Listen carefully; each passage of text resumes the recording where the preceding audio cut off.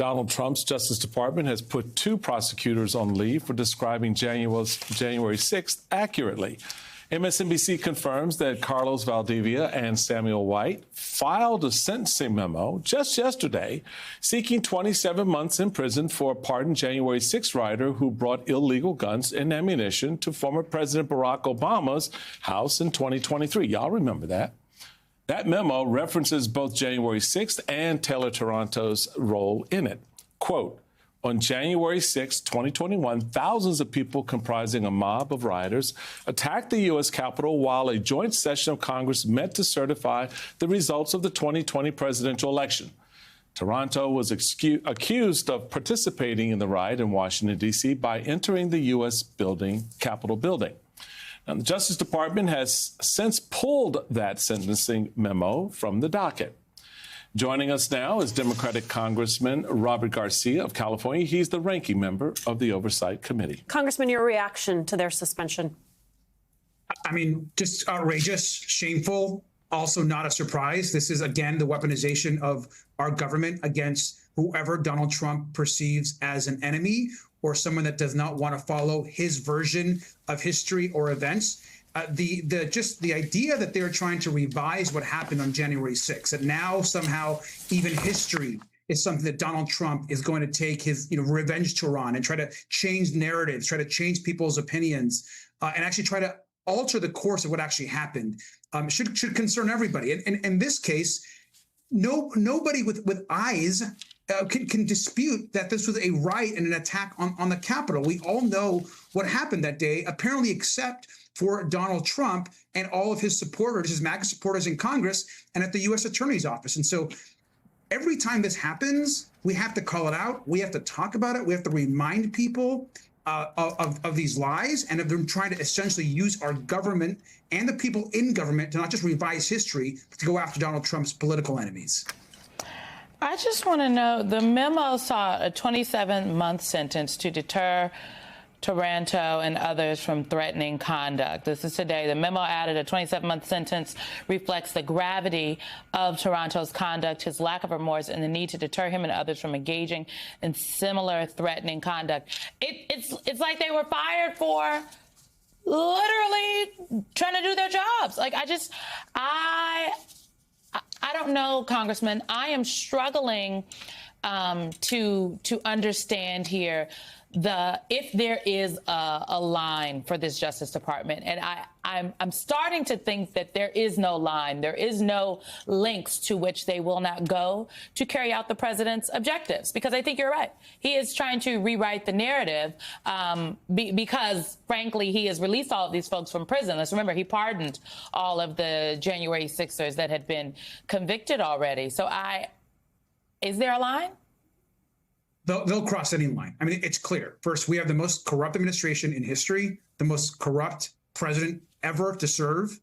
And now, of course, they're trying to rewrite history, but we're not going to let them do that. Look, they obviously have immense power in the executive and immense power and control of the Department of Justice with Pam Bondi and with the Republican Congress, who essentially will do whatever the hell Donald Trump wants them to do, and they'll say whatever he wants them to say.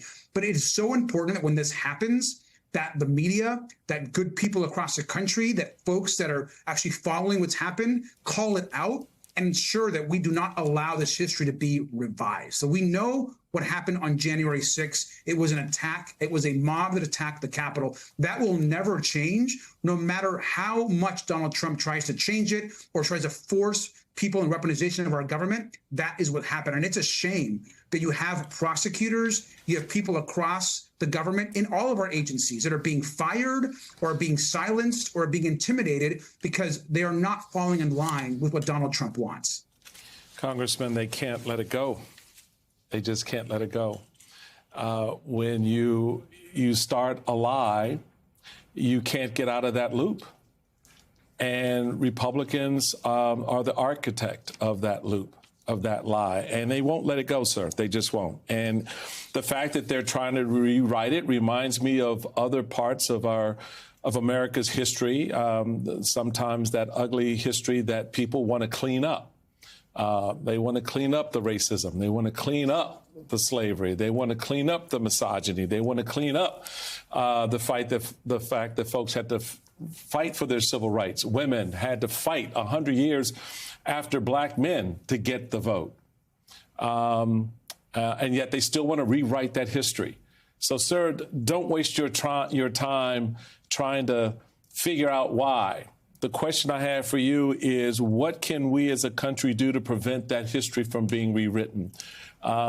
If we have the capacity to run on a loop the faces, the voices, the events of January 6th, the nation needs to do it to remind its fellow citizens of just how corrupt their thinking is when they all watched and heard and saw at the same time, not after the fact, what happened. So how do we deal with this? Because this is an ongoing issue by one man who was so small and petty because of his corrupt actions. He wants to corrupt everyone else. Well, I mean, look, two things. There's a lot we can do. Let me start with two. One is, just like you said, Michael, they're not going to give this up. They're going to keep talking about it. Well, we can't either.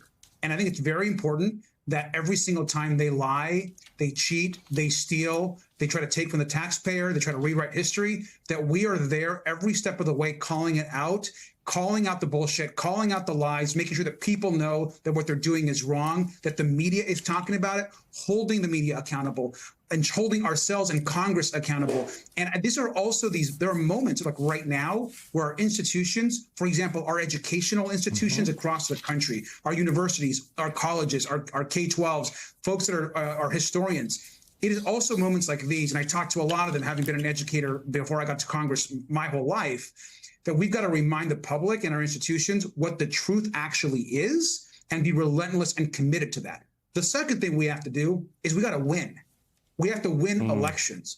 We have to win not just the midterm. We got to win in the court of public opinion. We've got to fight. And when we start winning these elections, we can actually slow and stop some of this damage and harm that Donald Trump is trying to do. And people need to understand the Republican Party en masse as an institution is complicit in all of these lies. Mike Johnson, it is laughable to watch Mike Johnson at these daily press conferences essentially saying, oh, I didn't see that, or I didn't hear Donald Trump's comment today, or I'm not aware of what he said. Actually, I know nothing.